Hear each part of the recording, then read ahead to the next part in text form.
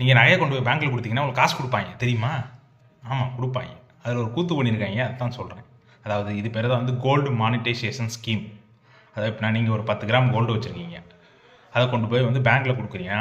ஒரு 15 வருஷம், மேக்ஸிமம் 15 வருஷம் வச்சுக்கிட்டு அதுக்கு ஒரு வருஷம் ஒரு 2.5% இன்ட்ரெஸ்ட் கொடுத்துக்கிட்டே இருப்பான். ரைட்டா?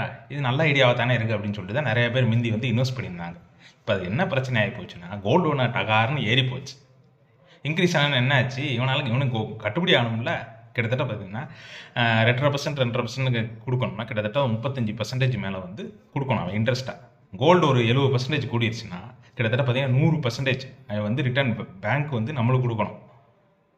அதனால் பார்த்தீங்கன்னா பேங்க் கட்டுப்படி ஆகுமா? பேங்க்குக்கு என்ன லாபம்?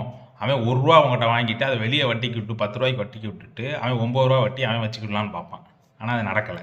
அதனால் வந்து இப்போ என்ன பண்ணிட்டாங்க, கவர்மெண்ட் மொத்தமாக கேன்சல் பண்ணிட்டு குழி தோண்டி போச்சு மூடிட்டாங்க.